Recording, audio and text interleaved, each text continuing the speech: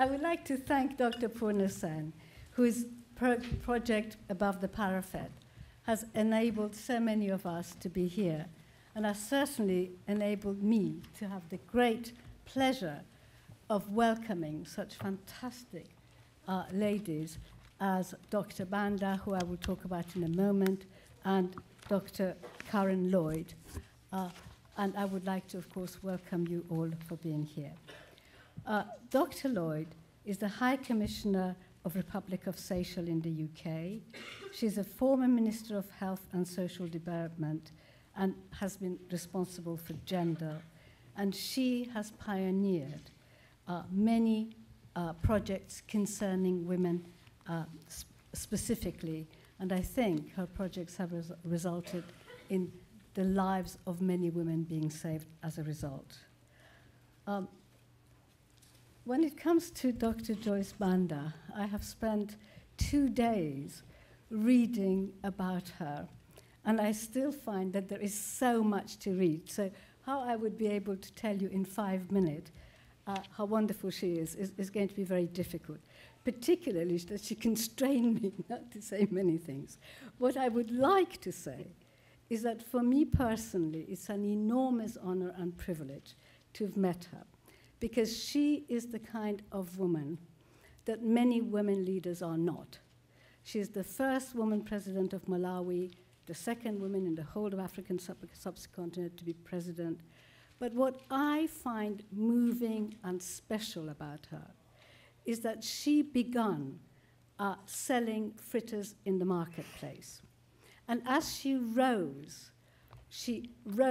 against, she fought against nepotism, she fought against corruption, she refused to be subdued by mores which demanded of women to be submissive, to be obedient.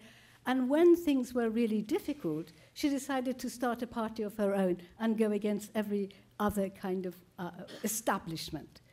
And she has succeeded.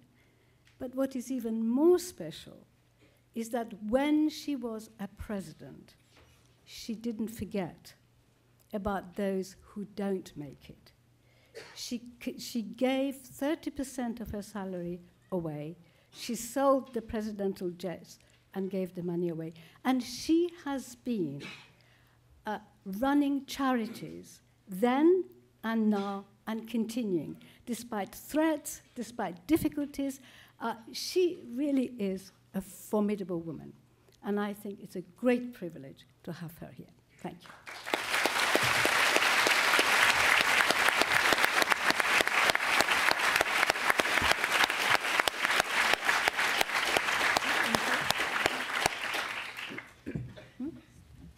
Okay, so I will now ask Karen Lloyd to start. Good evening, all. Maybe just one correction. Oh, beg your pardon. I am not Dr. Lloyd yet. You should join us. I'm hoping, that by the end of this project, I might get the title. Yes, I am, as been introduced, the High Commissioner for the Republic of Seychelles to the UK. It will be 2 years next month that I would have been posted here. Formerly, I've been in the public service almost like all my career. And the last post was the Minister for Health and Social Development. Previous to that, I've been involved in various ways in empowering women. As been introduced again, I pioneered the first beauty therapist course in Seychelles for young girls who were, it was almost a Pygmalion type of project. They were on the unemployment relief scheme. And I said, I'm sure we can turn them into, spa therapists, beauty therapists. Seychelles, exotic country, I'm sure tourists who come to Seychelles would like to have, sort of a massage or a beautician who are local rather than from other countries. So we did it. I had 16 young girls, and some of them were cutting grass, at community centers, etc. And they turned into beautiful women themselves, and most of them are still in the business. I have also introduced others, including I call the Empower Seychelles was the NGO, I suppose you call it, that I started. And that was, again, for me to empower Seychelles through all sorts of ways, capacity building, whether it's men or women. And the center started attracting young girls who were just sewing. And they came, and now they're all in business. I just came back from Seychelles last month. And they're in business, very busy, working from home. They have young children, and they're very happy. And we also had drug addicts and ex-convicts who would drop in. It was like a drop-in center. So my interest has always been empowerment.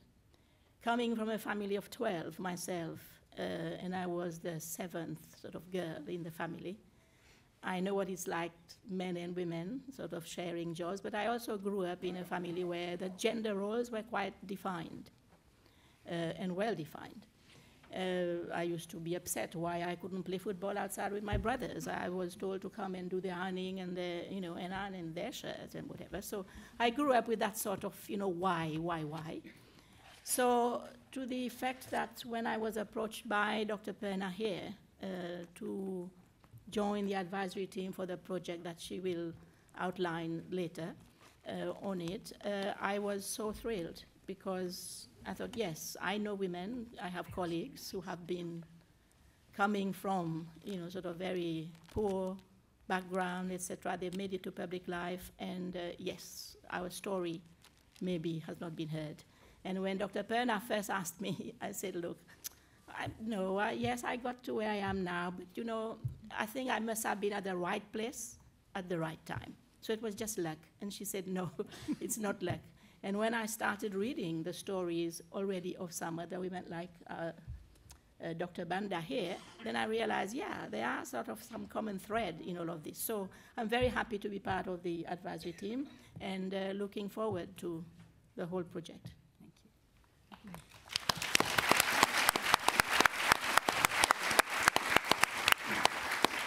you. Dr. Banda?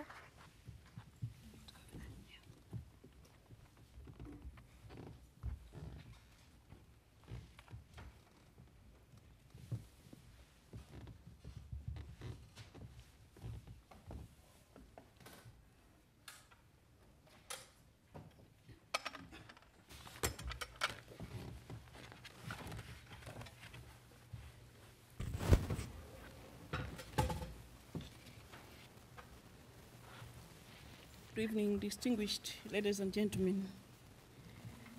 Correction.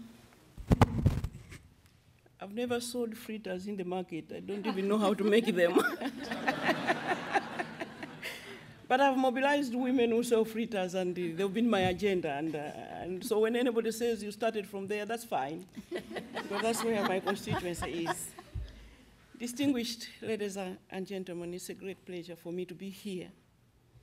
Let me thank the Institute for Public Affairs of the London School of Economics and Political Science for offering me the Above Parapet Visitor Professor in Practice at this distinguished academic institution. Allow me to acknowledge the presence here of Africa's first and only first gentleman, His Excellency Richard Banda, SC retired. I'm here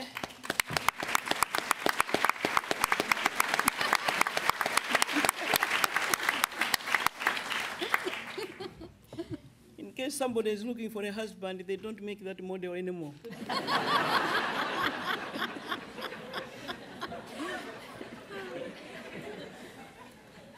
I am here to give a public lecture on investigating women's journey into public life, above the parapet, where I'll look at the following questions.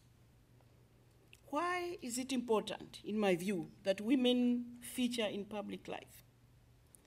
What difference does it make if women do hold senior positions? How has this worked in Malawi and in Africa? And what is my experience of coming into the head of state role in Malawi, especially surrounded by men, and how I dealt with any adverse responses from senior men and the male public. As I was thinking about what I should share with you, I thought about what Robert Greenleaf said in his article titled The Servant Leader, and I quote, "The servant leader is a servant first. It begins with the natural feeling that one wants to serve first. Then conscious choice brings one to aspire to lead. That person is sharply different from one who is a leader first, perhaps because of the need to assuage an unusual power drive or to acquire material possessions. For such, it will be a later choice to serve after leadership is established. The leader first and servant first are two extreme types." This quote, end of quote, this quote aligns with my philosophy about leadership. For your information, at 30 years of age, I drew my mission statement in life, which says, "I will spend my life assisting women and youth gain social and political empowerment through business and education." And I'm glad that there are some people from Malawi in this room, because they will remember that this is all I've done all my life. In fact, when I was appointed foreign minister, I felt lost. Because for me, it's about women and youth and ensuring that I support them and empower them to gain social and political empowerment. The question of whether a leader is born or made is an ongoing debate. What is important is the need to nurture, support, and mentor those that are spotted with leadership instinct, even though they may be marginalized. And this includes women, most of whom are indeed marginalized. With this debate in mind, there cannot be any better time than now, when many global initiatives that sought to strategically empower women are either being reviewed or evaluated. Among these are the Beijing Platform for Action and the follow-up conferences, the 58th session of the Commission on the Status of Women, the Millennium Development Goals with its successor, the post-2015 Sustainable Development Agenda. This moment is also a time when, as a global family, we will be celebrating 20 years after Beijing. Therefore, the issues of women are becoming areas of great priority to many once more. As a woman leader, 20 years after Beijing, by the way, I was in Beijing. And so 20 years after Beijing, I have learned that perhaps we should have engaged men more from the beginning, and they should have been part of the women leadership agenda for the advancement of women and in closing the gender gap. As I've said in many quarters, we've been talking to ourselves for too long. So as we analyze the status of women in the world today and their journeys into public life, it is important to reflect on what Libe Sultan of Yahoo Incorporation had to say, and I quote, "So much of what it takes to be a leader has been historically defined by men. And while I was determined to be a leader, the last thing in the world I was going to do was to try to be like a man so that I could be taken seriously. I had to continue to be myself and create a leadership style that worked for me. I am just not capable of being anyone other than who I am." End of quote. I was being interviewed one time by SABC, Movers and Shakers of Africa. And they said, you've worked so hard, you want to get to the top and be as strong as a man. I said, no, I've worked so hard so I can get to the top and be a powerful woman.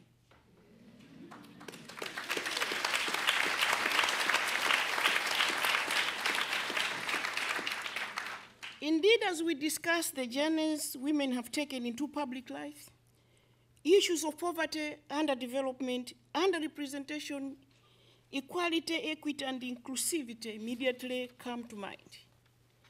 As we know, women constitute the majority of our populations in the world. And when we talk about these issues, we are actually talking mostly about women who are in majority. I have said everywhere that yes, indeed, we are in majority. We are over 52%. But I think what will happen tonight is that I will have persuaded the men enough to join us and to recognize the fact that not only are we 52%, but the last time I checked, we brought into this world the other half.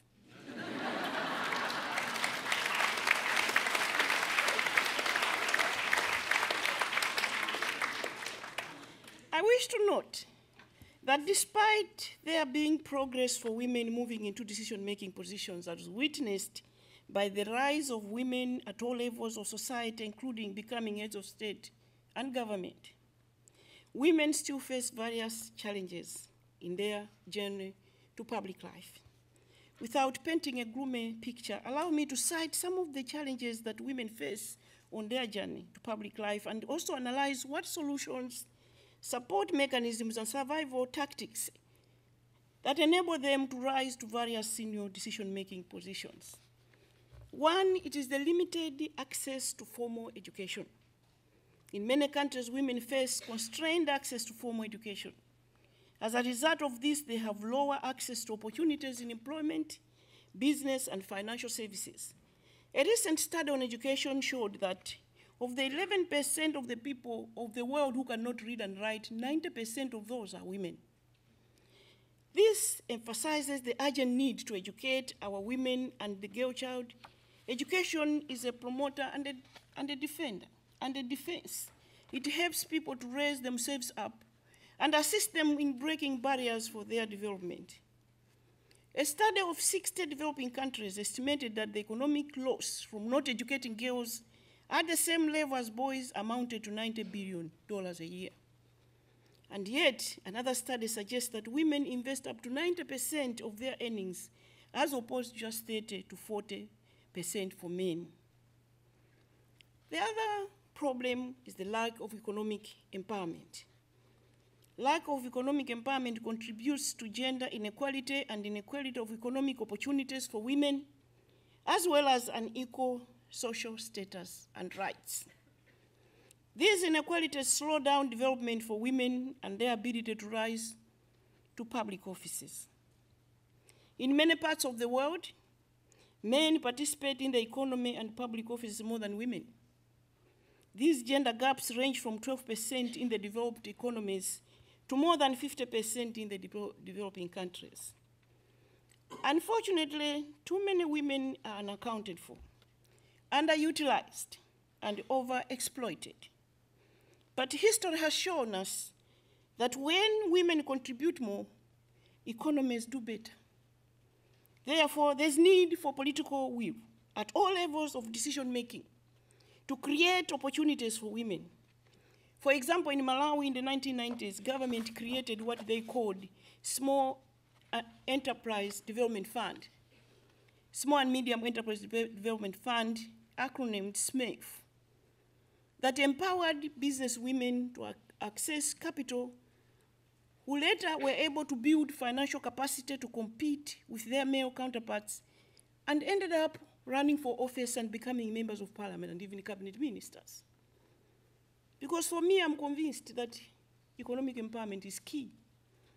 Because in some of the countries where some of us live, there's no affirmative action and there's no special programs for women to run for office. You have to compete on equal ground with men, and therefore, it's all about money.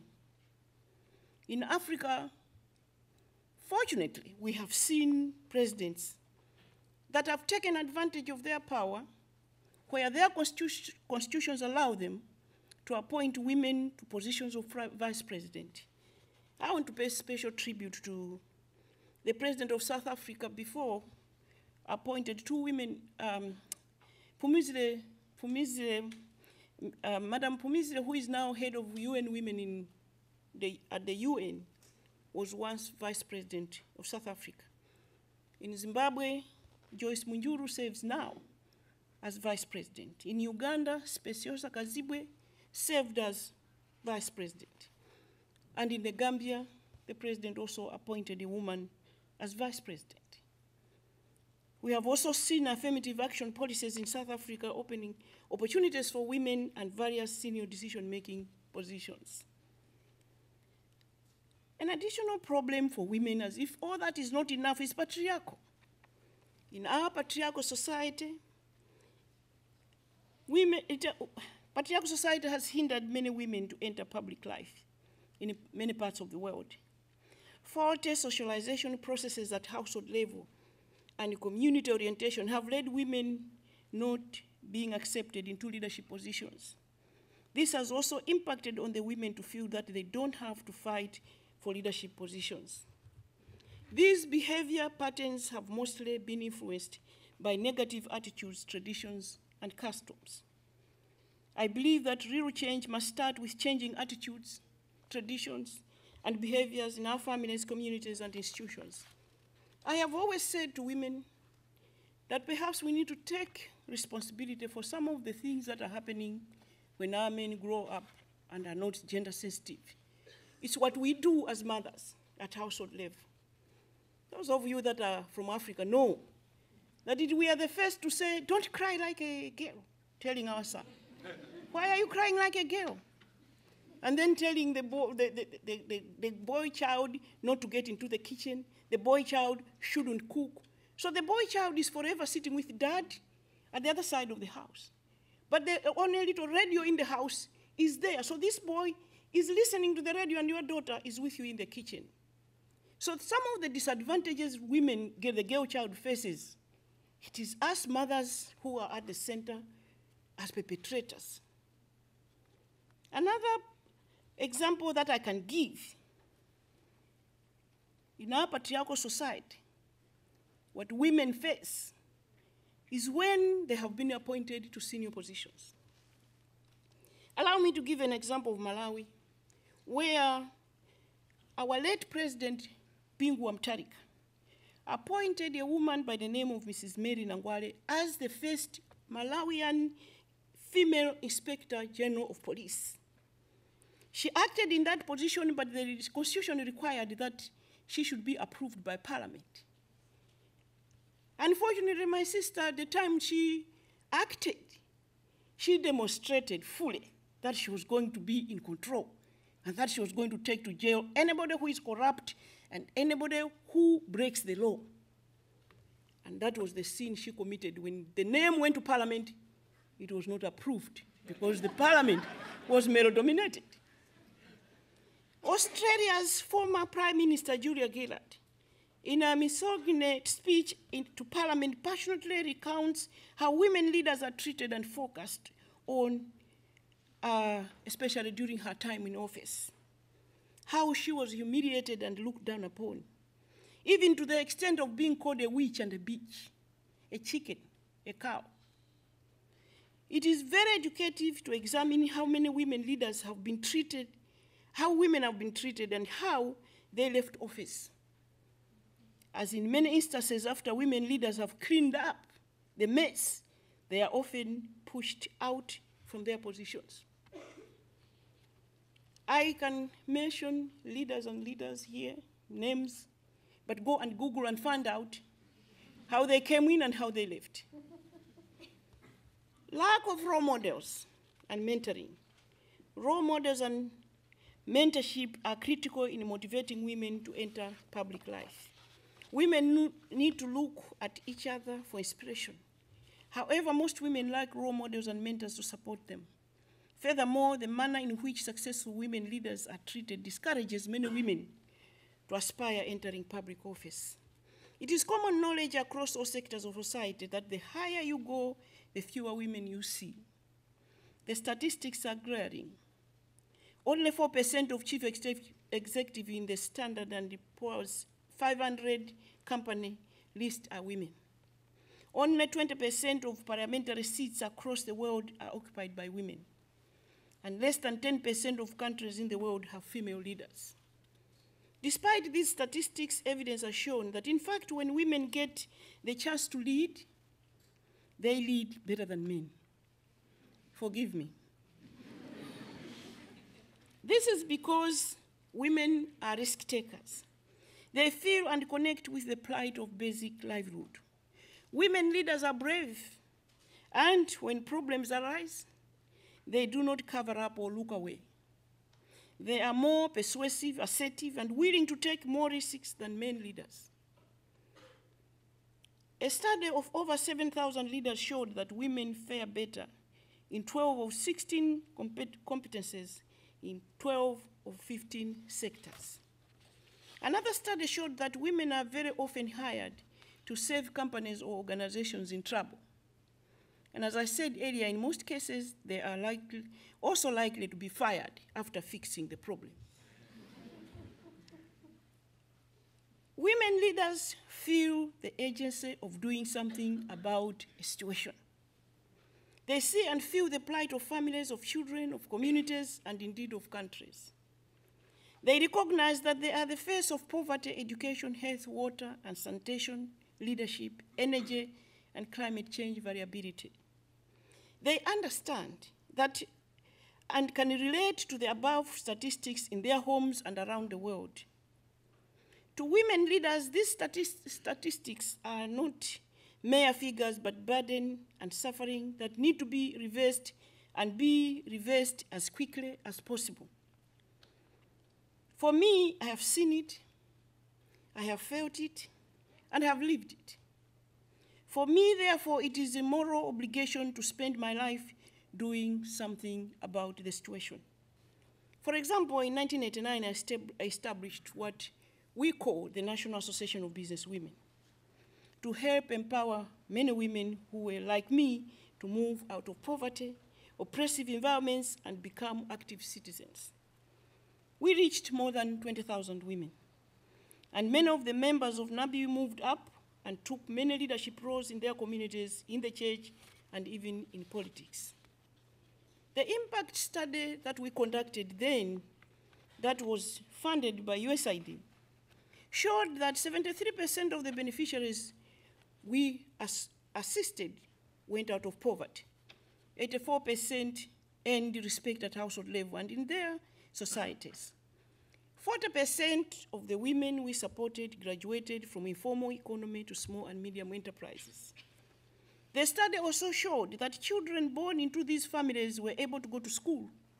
The women were able to take up leadership positions in their communities and contributed to their household upkeep. The study further showed that most women who stood for public office were those who had attained economic empowerment through business. It is because of this work that the Hunger Project gave me an award in 1997, the Africa Prize for Leadership for the Sustainable End of Hunger. The prize money was only $100,000. The award was shared between me and President Chissano of Mozambique. I remember telling him, just give me the other 50.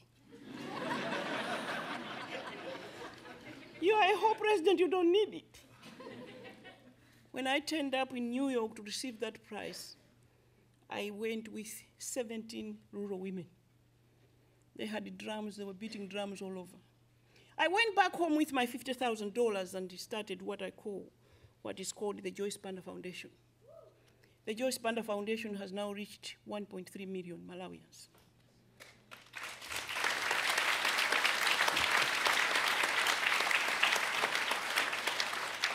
We provide school bursaries to 3,500. We send 500 students to university. We look after 30,000 orphans. We provide a meal a day to those children and early childhood education. We have a women's organization, which is a sister organization to the LNC Leaf Market Women. Those are 550,000, and a youth program over 850,000 youths. We have built schools. I just want you to see what happens when you invest in an African woman. Distinguished ladies and gentlemen, but my worry then and now is that we have failed the women of this world, particularly Africa. We are not going to achieve MGD3, which is women's empowerment and gender equality.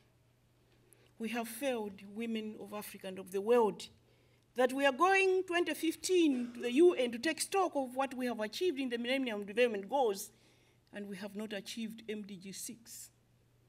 Why, may I ask, have we failed to achieve only those that affect women?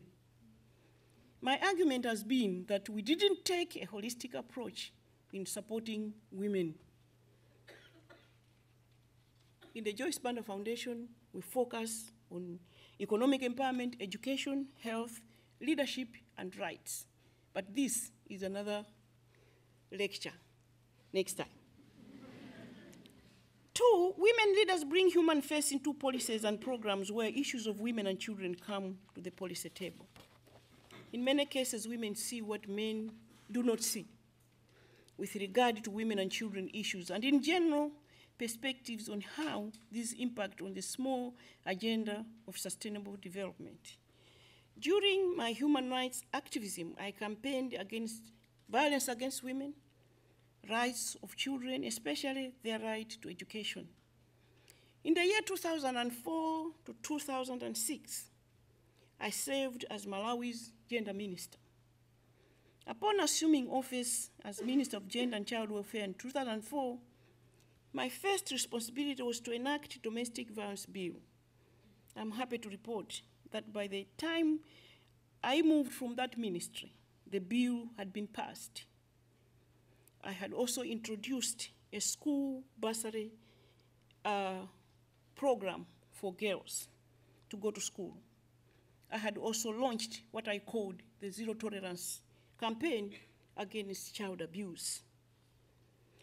3, women leaders are able to strike a balance between big projects and small ones in order to realize sustainable development and deliver healthy and happy communities.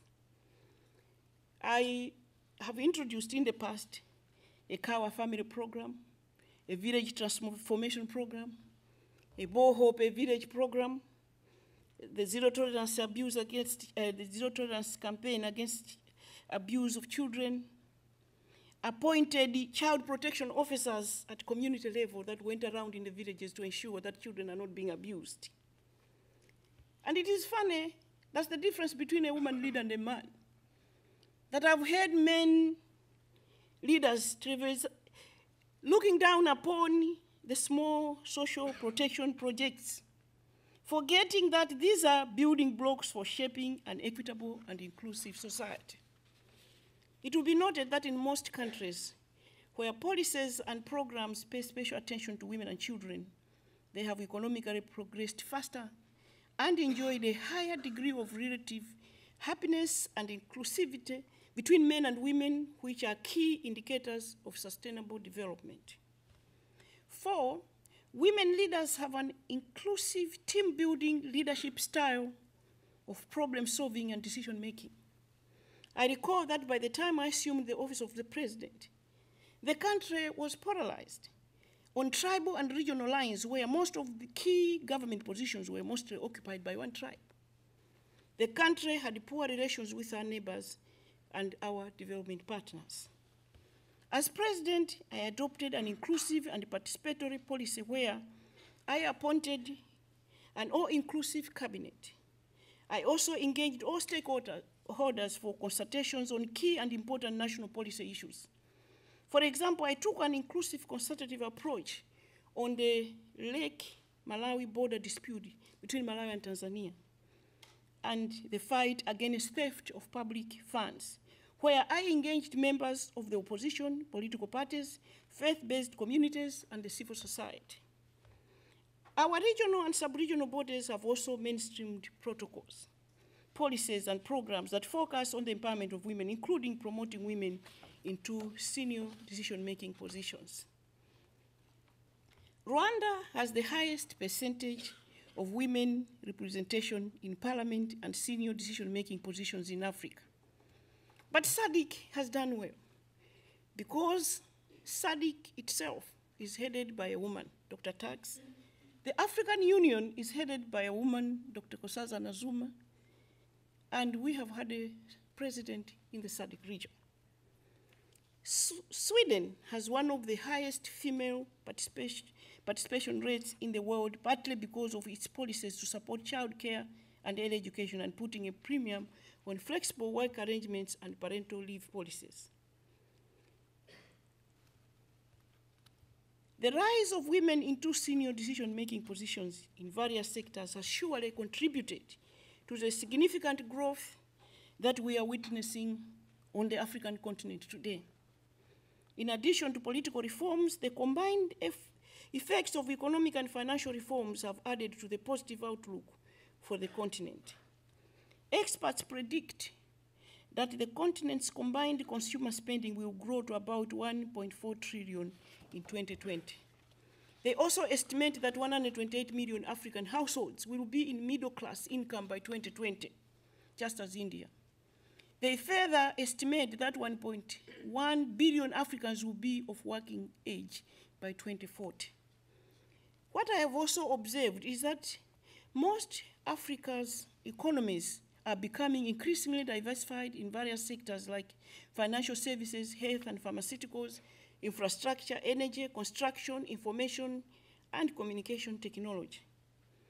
The United Nations Conference on Trade and Development in 2013 estimated that foreign direct investment flows into Africa countries increased by 5% to $50 billion in 2012, even as global foreign direct investment fell by 18%.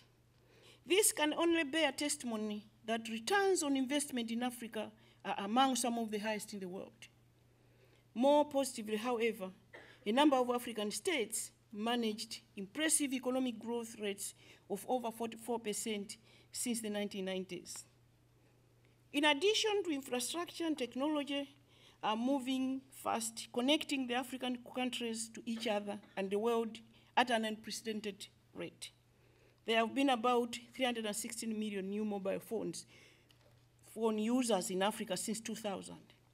Mobile phone usage has increased by 20% a year for the last 5 years, opening up access to banking and other financial services. For example, rural farmers that previously wouldn't have used banks can now access financial products through their mobile phones. It is correct to observe that the many drivers and beneficiaries of this impressive growth in Africa are women. That's why I'm citing all these statistics. Because whether we like it or not, it is women who are driving this impressive picture.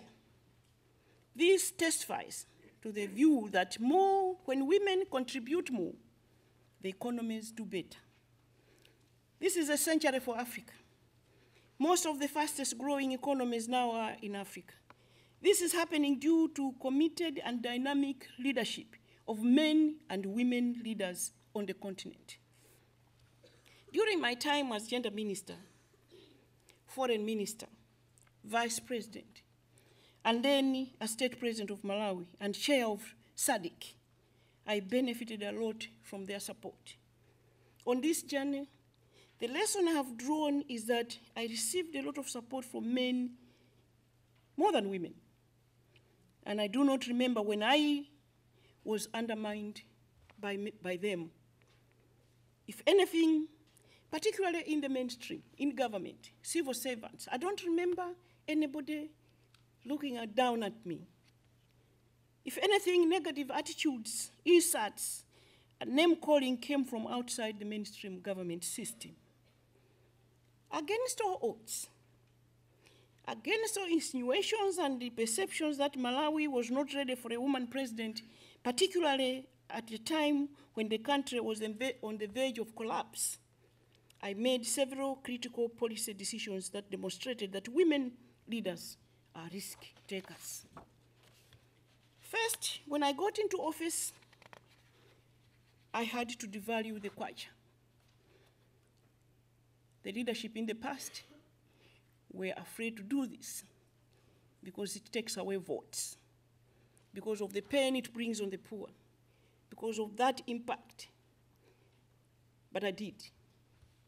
2, I introduced free press, freedom of association, even repealed the law that restricted the media from publishing articles and gave power to a minister to ban a newspaper if that minister was not happy. Furthermore, my government repealed most of the oppressive laws that impinged on people's freedoms and rights. I'm talking about risk-taking. Because when you allow people to write anything, you cannot imagine what they've been writing about me for 2 years. But I allowed that to happen.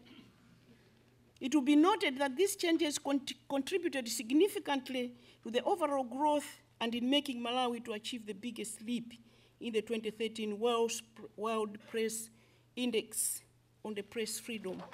I hope you all know that when I came in as president, we were at position 146, and in 1 year, we went down to position 75. And this was not a mean achievement. Thirdly, was the liquidation of Air Malawi. Every country in Africa wants to have their flag carrier. I liquidated Air Malawi, which had collapsed because and was a burden on the government budget for many years. My predecessors had tried and failed to deal with this matter. We closed down Air Malawi. By the time I left office, I had brought in a new airline, the Malawian airline, jointly with Ethiopia Airways. Fourthly, I took to Parliament our decision to run tripartite elections. For a long time, we failed as a nation to hold local government elections. And it was deliberate. And I remember one president telling me, when you decentralize, you give away your power. So in Malawi, we shall never have tripartite, we shall never have local government elections. There are some members here who have worked for the Commonwealth. And I know how they pushed hard that we should have local government elections. When I came in as president, I took the risk. And the last elections, we had local government elections as well. Number 5 was coming up with an economic recovery plan.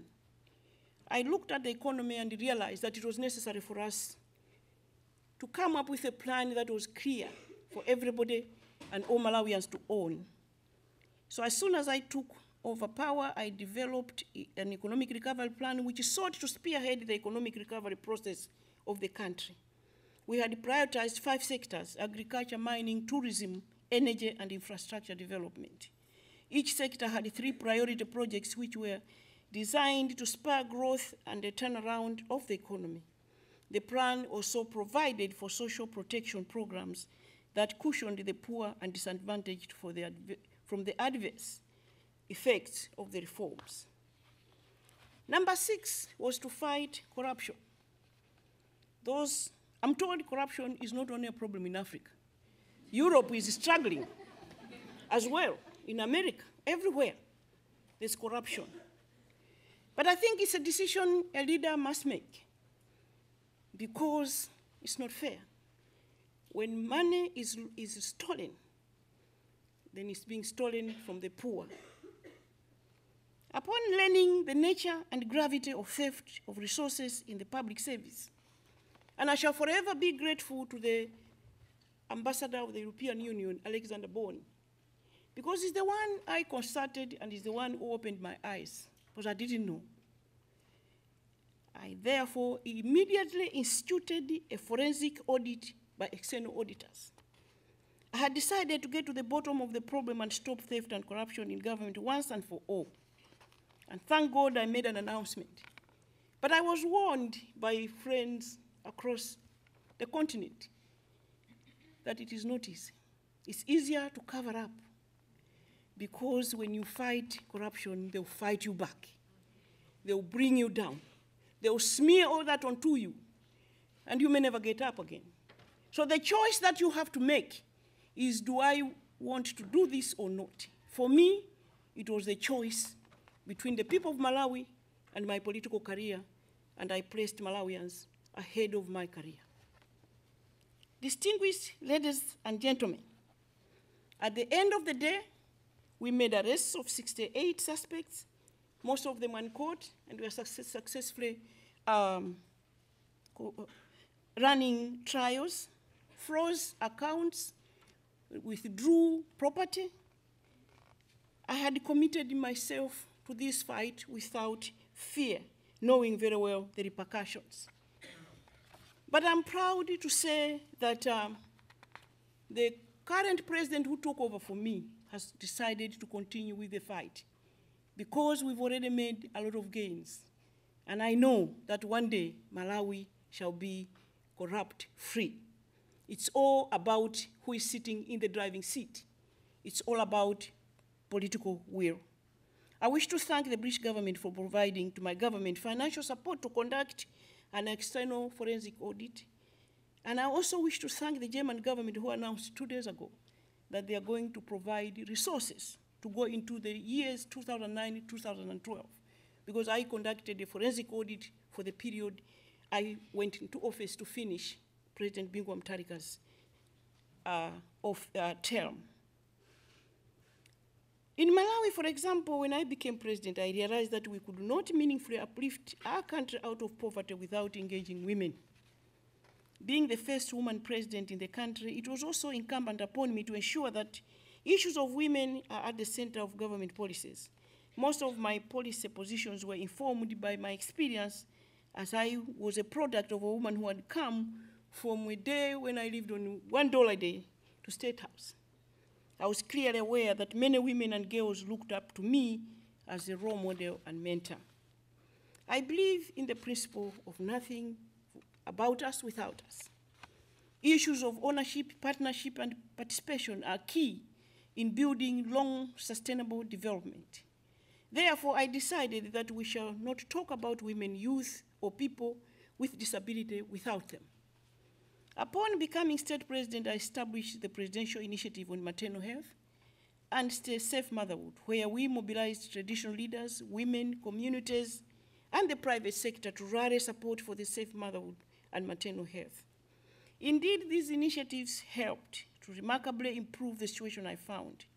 We were able to reduce maternal mortality from 675 to 460 per 100,000. The UNFPA recognized this, acknowledged this at the African Union, and gave us an award last year. I also established the Presidential Initiative on Poverty and Hunger Reduction, where we mobilized women and youth into cooperatives, farming clubs, and linked them to anchor farms for mentorship. We gave them seeds, a cow family, linked them to markets, and introduced them to modern farming technologies. I upscaled irrigation and introduced 2 crops a year to overcome dependence on rain-fed farming, and thereby broaden our production base and enhance foreign exchange generation. These initiatives were meant to fast-track the economic recovery program in mobilizing foreign exchange, ensuring food security, enhance incomes, and nutrition at household level. Appreciating the importance of energy to industry and household, I fast-tracked the rollout of rural electrification programs, where we installed electricity to 81 trading centers in the rural and suburban areas, and added 64 megawatts to our grid in the country. We managed to move the country from 2.1 million people who were food insecure in 2012 to a harvest of 3.9 million metric tons production in 2013-2014 season, representing 9% higher than the previous season. This has accounted for an overall 1.5 million metric ton surplus in maize, and with 10% increases in other food crop production. I'm saying all this because for me, I believe that growth is not merely GDP growth. Growth is about wealth and prosperity for all, opportunity for all, happiness for all, men and women, political and economic freedom for all, men and women. Growth is also about growing the number of children in school and young people in jobs. Growth is about growing the number of mothers who give safe birth in a hospital, of growing the number of families who have plenty of food. In short, I could say that I had made progress towards healing the country from tribal and political divisions and strife.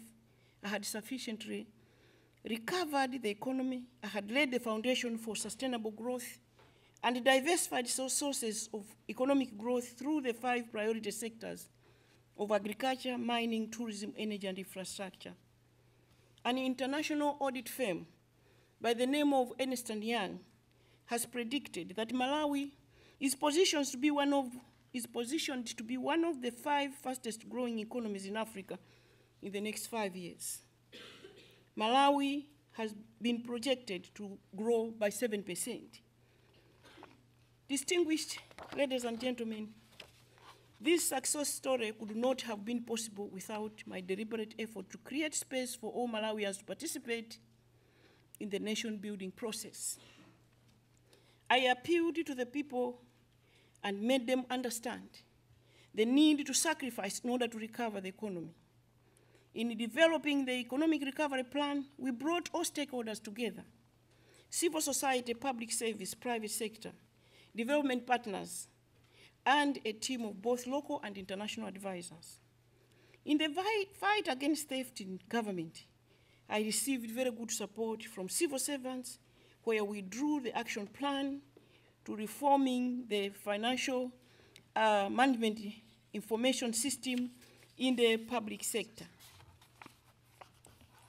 I'm winding up, don't worry.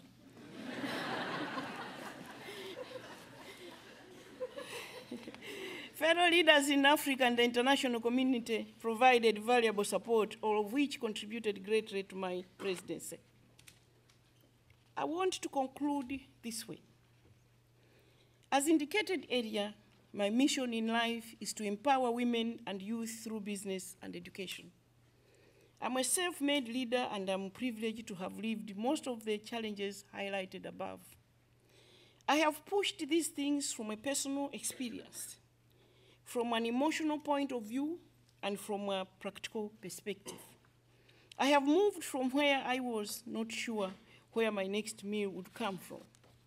On this journey, I have believed that leadership is about falling in love with the people you serve and the people falling in love with you. The grain of leadership, I truly believe in servant leadership. The grain of leadership in men or women alike will need nurturing to come to full maturity. For many women, their grain of leadership has withered away too early, too soon, as a result of the challenges cited above. It is a tragedy that they have not realized their full leadership potential.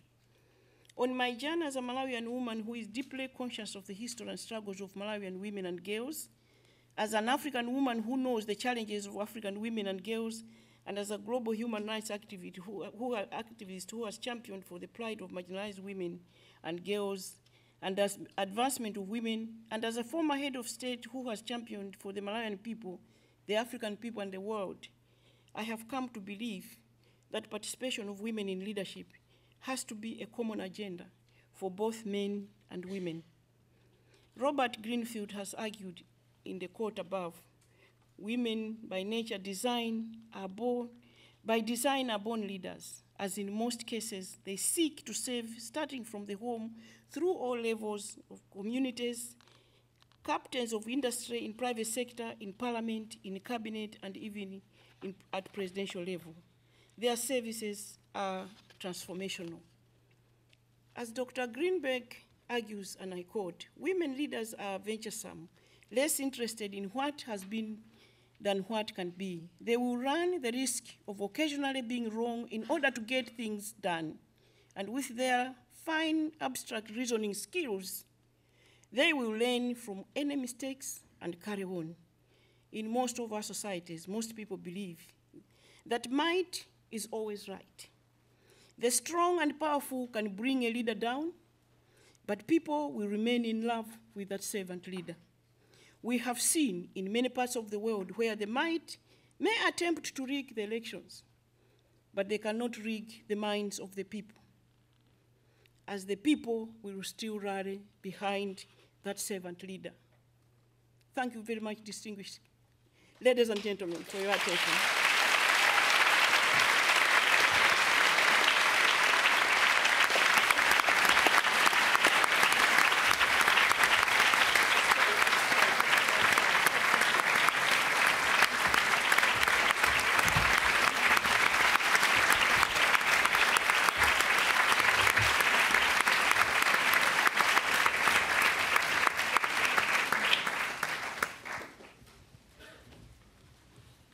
Dr. Purna. Thank you, Haleh. Can you hear me? Yeah. Can you hear me now? Okay, well, what a hard act to follow. I'd like to say thank you so much, Dr. Banda. What an amazing account of your journey, and it's exactly those journeys that we want to capture on this project. I want to be sure we leave enough time for us to have a discussion and question and answer, so I'm going to skip the little bit of responding to you that I was going to do and just introduce the project and tell you why we're doing it, what it's about. And I'd like, first of all, to thank our funders who've made the whole project possible. That's the annual fund at the LSE and the Alison Weatherfield Foundation. Christine is here from that too, so thank you both. In fact, it's Christine's organisation which has enabled us to bring in research fellows, and Dr. Banda is our first fellow here, to do this project. So let me tell you what we're doing and why. We are, as part of the Institute of Public Affairs, interested in the links between what we understand, what we know, and what we do. And what we know about women in public life is they are extremely poorly represented across public life and across different countries and places. It's not an issue of one country getting it right and another getting it wrong. It's a sad fact that we see reflected in too many figures and too many experiences across the world. I had a number of slides to show you, but I won't. I will read you a couple of figures. In the 20th century, of 1,941 national leaders, if we had time, I would ask you to guess how many were women, but I won't. Of 1,941, only 27 leaders were women. That's 1.4%. Of those, only about half reached their position of seniority without the advantage of a family dynasty. So that's fewer than 1% of women, of national leaders in the last century were women. We don't know how very many of those women got to the top. We don't know what enabled them. We don't know what got in their way. We don't know what obstacles they had to overcome. That's the sort of thing we want to capture in this project. And with Dr. Banda this week, I've had a fantastic opportunity to dig below the very many things that she's talked to you about tonight. And you see how prolific her life has been, how busy she's been, and how productive, to look at those sort of dynamics underneath. What we want to do is distill the lessons of what assists and what hinders women in reaching those senior positions. We've talked a lot about politics tonight with Dr. Banda, but High Commissioner Lloyd is actually from the diplomatic field. And what we're looking at is 4 areas where women have had very varied experiences of reaching senior positions: academia, diplomacy, politics, and civil society. Let me give you a couple more figures. In London, women heads of mission, heads of embassies, constitute only 13% of all representatives. At the UN in New York, only 15% of permanent representatives are women. And we're sitting in academia, so let's set the spotlight on ourselves too. Across universities in this country, only 1 in 5 women reach professor status. No, sorry, only 1 in 5, only 1 in 5 university professors is a woman. At the LSE, it's 1 in 4. Make of that what you will.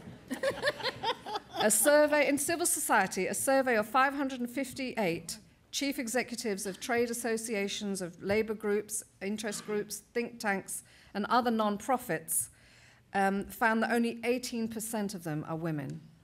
Look, this story is grim, and it's everywhere. There's not enough data like that to call on every country and tell you about everywhere, but there is enough to say that this is not a unique pattern. What we're doing is we're looking at those 4 areas, and I'll tell you why. Because in politics, like Dr. Banda, if you become head of state, you are a figure of authority, you are a national leader, whether you're head of government or head of state. Whether you're if you're a diplomat, you are representing your country and have a voice of authority. If you're an academia, you know what you're saying, or at least you're supposed to be an expert on your subject. I won't say any more about that. In civil society, you have women who are movers and shakers and shaping the world around them and bringing change and being advocates for change. So those 4 areas are those we're particularly interested in and where we're starting work. We've been interviewing women from across those sectors. The enthusiasm has been absolutely phenomenal. And I have to say, Dr. Banda, your willingness to come here and being our first visiting fellow is absolutely fantastic. We're very, very appreciative of you making the time in your busy schedule. High Commissioner, you too. And one person I've interviewed from civil society a couple of weeks ago was actually in hospital on her sickbed and was so determined to participate. She asked me to go up to see her in hospital to interview her. I think there's a real groundswell of interest in this. It's a topical discussion everywhere. And I think we're getting a lot of interest that we'll be able to capture in this project and feed back to you. I was going to quote for you a couple of things that people have said, but I think in a way, Dr. Banda, you've captured a lot of that, as have you, High Commissioner. What we're getting back is an incredibly strong set of motivations for women to go into public life. And that's what's carried them through the adversity that they've met. And we're looking at the networks that they've been able to call on. Sometimes male, as you've said, Dr. Banda, but often women too. And the key figures that have come out as particularly supportive across different accounts is very interesting. As we develop the project, as we do more interviews, as we get more findings, I propose that we come back to you and anybody else who's interested in a few months' time and say, look, here's what's coming out of the project. Here's the findings we're getting. Let's talk about it. What input do you want to make? What do you make of these findings? We will do that at the end of March. At the end of July, at the end of the summer term next year, we will have a final summing together event to pull this all together and to publish in visual form. We're looking at a video book at the moment of what we've found. I'd like to point you also to the website for the project, which I can't show you now, because I don't know what's happened to our slides. I think I might have messed it up when I went there earlier. There is a website now for the project. If you go through the Institute of Public Affairs on the LSE website, you'll find access to our website. And you will find there also something I'd really like you to do, which is participate. At the IPA, we're very keen on getting participation in what we're doing. We're looking at engagement in scholarship and public life. There is a chance there for you to say, here's who I think you should talk to. Here's the sort of questions I'd like you to add to what you're asking. And I really welcome that input from you. Please feel free to get engaged in this project, and we will keep in touch with you. We're developing a mailing list, and we'll put you on it. I'm just going to show you this, because I can't put it up. I did have a lovely slide of lots of women in senior public positions. And those of you who are in my class tomorrow might be tested on who's in there. I won't keep you much longer, but I will say we do have another event on the project in a month's time when Professor Sue Carroll of Rutgers University will be here at an event that we are co-hosting with the Political Studies Association. And she'll be achieving a prize. She'll be receiving a prize for her work, and she'll be talking on the subject, More Women Can Run, Why Women Remain Underrepresented in Politics. And she has in particular done a study and might talk about Hillary Clinton's political life. But I think the message that's coming out very strongly is, so far it's early days, and we'll share with you as it shapes up more, is that because women's access to senior political life is so constrained, that the women who get there are particularly remarkable. You've heard from President Banda, her commitment to taking forward the projects and the values that she had before she came into political life. And Haleh quite rightly said, that there aren't many women who reach senior life who have that nitty-gritty, everyday lived reality experience of what it means to be a woman in a society that doesn't value women. And you won't hear many heads of state talk about the patriarchy, so I'd like to note that she did that. And we also will be comparing those with a trajectory like yours, Dr. Banda, which has come from outside the elite into a power-holding position, to those who come from a very different background. And some of those faces that are on that slide I didn't show you come from very dynastic families and dynastic politics, which will perhaps show us different trajectories and stories to those like yours, High Commissioner, and yours, Dr. Banda. I just want to thank you all for coming. This is our first public event on the Above the Parapet project. I'd like to acknowledge Haleh Afshar is on the advisory board for the project, as is High Commissioner Lloyd. I don't know if our other advisory group members are here. Is Bim here? Yeah. Where are you, Bim? Bim Adewunmi is also on the advisory group. Thank you. It's not a party political project. It's very interesting. We're having disagreements already on some of the substance of the discussions. Joyce Banda and I have had a little debate about a few things this week. And we have cross-party representation on the advisory group. In this country, we have Conservative, Lib Dem, and Labour parties represented. We have Haleh as a crossbencher represented, and academics, diplomats, and civil society activists. Mara Larassi and Kat Banyard from the NGO sector are on that group too. I hope you'll get involved. Thank you for coming, and I'm going to stop now. We won't have time for discussion. Thank you. Thank you very much.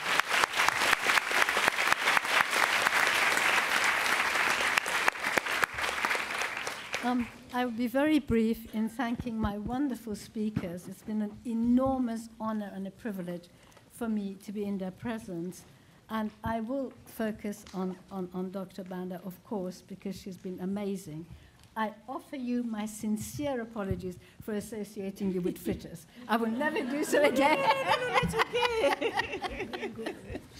I used Google. You used Google. Terrible. But now the floor is open. I must say that your speech was really one of the most empowering speeches I have heard, and it's been a privilege listening to you. But I would like to open the floor to questions. I'm afraid we don't have much time, so I can take about 3 questions from the floor. Okay. Could I please ask you to be very, very precise? Okay. Okay, go ahead. Thank you, Excellency. Yes. Could you introduce yourself? Sure. Thank you. First, my name is Richard Suranjogi. I'm a final year social policy student here at the London School of Economics.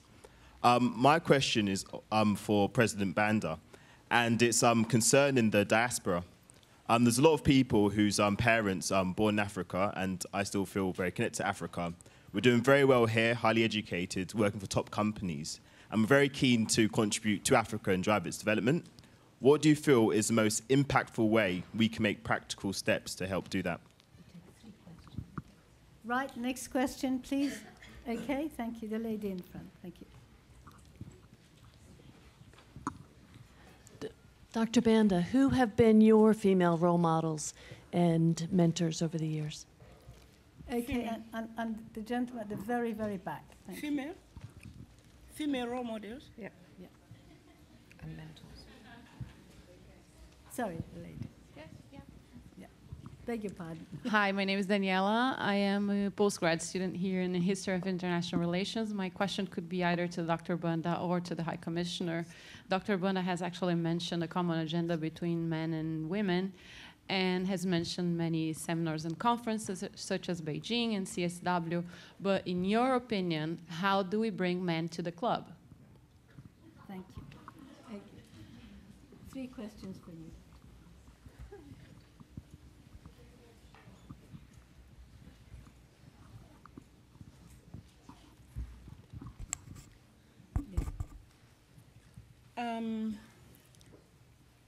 The first question was the diaspora.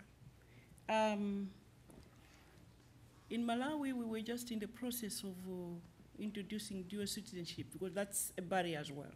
Because some people in countries where they have to remain Malawian or take citizenship elsewhere, then it's difficult for them to make that choice, especially if they have good jobs here and they're settled here, the children are going to school, they end up not coming back to Malawi. So for me, it's a must for countries like those to ensure that there's dual citizenship. I am for dual citizenship, even for Malawi.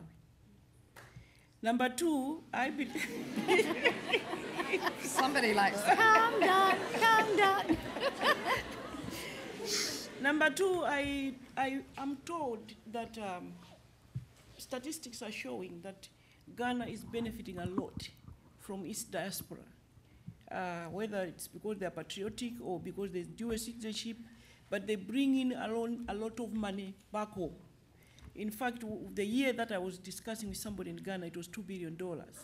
And that's a lot of money. So that's another way, especially where the environment is good, where you think you can have both ways. You can have dual citizenship, is also to invest back home, is also to send money remittances back home.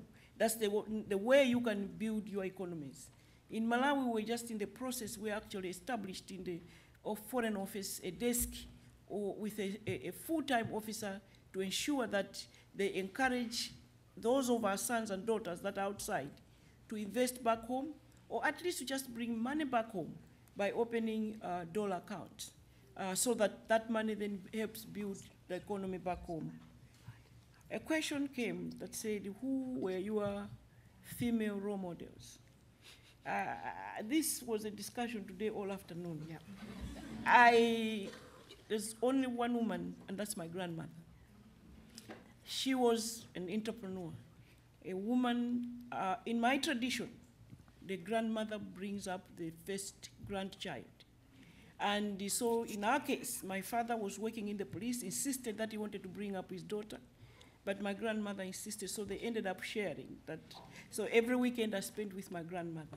She was very, very strong, refused abuse, was self-sufficient, worked hard, employed men, gave a lot. Everybody was coming in and out, eating at the house. So I learned to give at a very early age. But also, I don't remember any time when she wasn't selling something. The only thing she didn't sell is her grandchildren. But so she had enough money all the time. In fact, our parents lived in town, but we ate better, and we had a better life at the village level. So for me, I knew from a very early age that I needed to be strong, to stand and to be independent, and that to stand on my own and to refuse to accept abuse. That was my grandmother. But I think that I must be honest here, shamelessly, to say that most of those that have encouraged me along the way, that have mentored me, have been men. Thank you very much. Yeah. Well, Thanks. The third question was... No, on the third. I answered that. How to bring men into the club. Yeah, How to bring men into the club, you said. Well, you just said You've done that. I just did that. Okay. Thank you. Would you like to answer the third question? Thank you very much. I think we touched on that again as we were discussing before coming in here. When Dr. Banda said the men, we need to involve the men. And I recall way back when I was permanent secretary or something in health back in Seychelles. And we were doing family planning programs, and the health service, you can get it free. And we still get women, we still have today, coming, and they say it's an unwanted pregnancy, it's an unplanned, whatever. So I sat with some women, and I said, why? You can get all these things free, what is going on? And what came out is, but we get home, it's okay, we come here, you give us the pills or whatever, we get home, and at night when we're taking the pill, the husband says, what are you doing? What are you taking? Oh, I'm taking contraceptives. We said, throw this out of the window. So we then realized that we need to get that whole program going and be effective and successful. We had to bring in the men. And when you bring in the men and you explain to them everything and what is going on and why, et cetera, they also know that having big families, one after the other, is not good. Sort of they can't afford it, et cetera. So you put all the challenges to men. We didn't have any problems in involving them in that particular program. So, and I think Dr. Banda also has examples, and she said, well, involve the men, engage them. We appreciate that at the beginning, there was a lot of affirmative action needed. We wanted women. From the Seychelles perspective, we never had any quota. And up to today, we never have any quota. We've always looked at men and women. The Constitution says person. Doesn't even say men and women. It says person. And for us, a person is a person, men or women. So in many ways, if you were to say we mainstream using the jargon, gender was mainstreamed. Education, health, everything. Of course, we still have the traditions, the mores, the sort of attitudes, sort of gender stereotype, etc. But in terms of the policies, I think this is what has helped us. Engaging the men as soon as we can. And as I say, it's not that difficult. I think a lot of it is more a peer in our minds. But if you engage them and you do the advocacy also with them properly, I think it works. Okay, last round. Yes, your question. Absolutely. Could you have no, they're behind you. Hello, my name is Chibundu. Thank you very much for your talk. I recognize the need for women in government, but isn't the need for competent people greater, regardless of their gender? For example, the Nigerian Minister of Petroleum is a woman who has presided over the disappearance of $20 billion from our crude oil sales. In order to be seen as progressive, there are increasing instances of affirmative action for affirmative action's sake. But can we afford this reckless application of a policy? Thank you.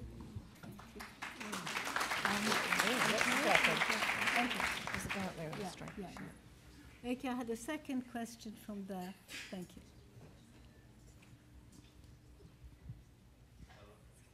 Yep. Hello. I'm Atapeli Chakwera, Malawian student studying in the UK. My dad, former public sector worker, who now works for the UN, and my mom runs a small business in Malawi. Given that in the recent elections that you didn't win, do you feel the current government is doing enough towards the issues of women in Malawi? Okay. There's a lady there.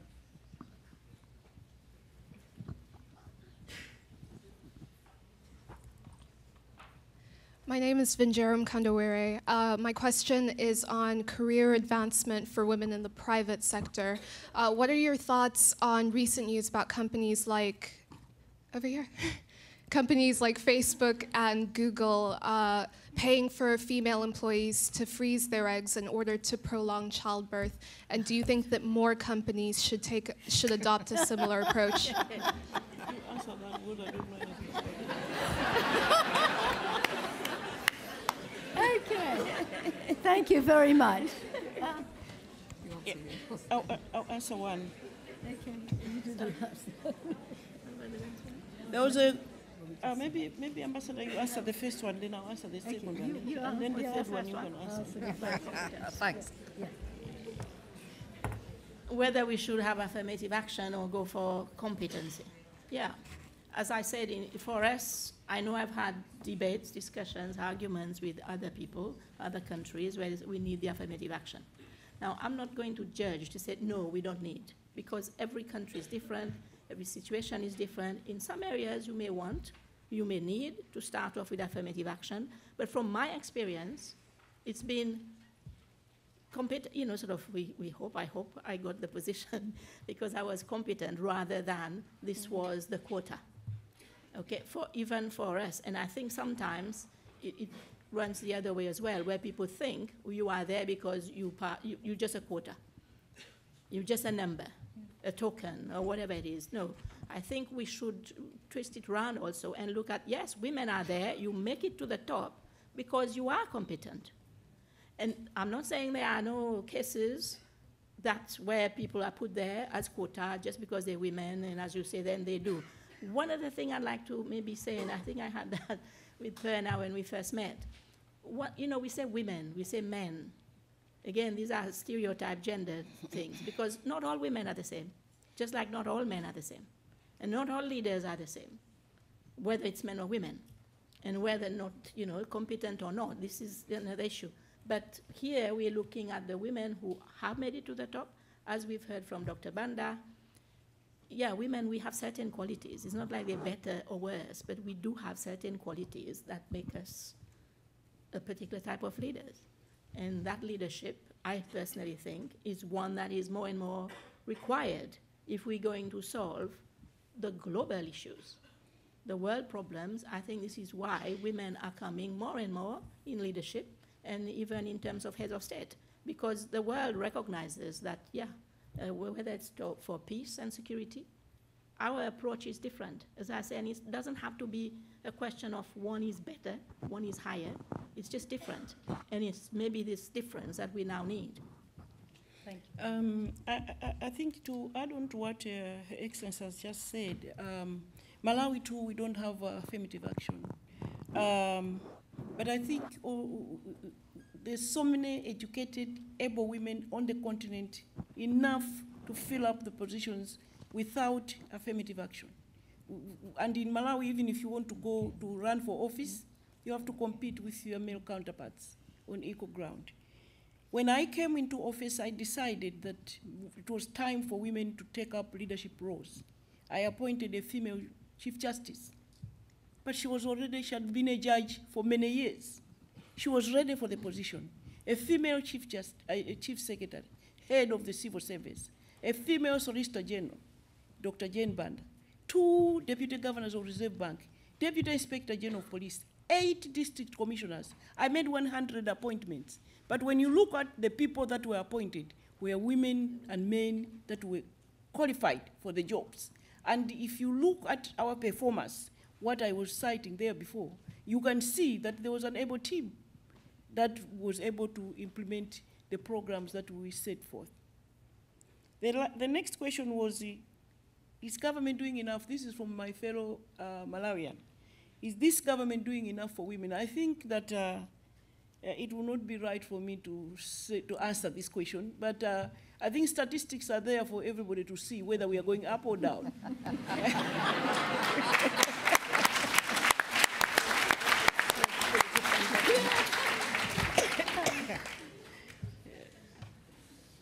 Okay, thank you very much. Yeah. I think at this stage, I would like to thank our wonderful speakers for having given so much to all of us. I would like to thank the wonderful audience for having been so patient and so precise. And I would like, please, to ask, if possible, to ask the audience to stay while the speakers leave first, and then leave in an orderly manner. Thank you very much indeed. And thank you to Haleh.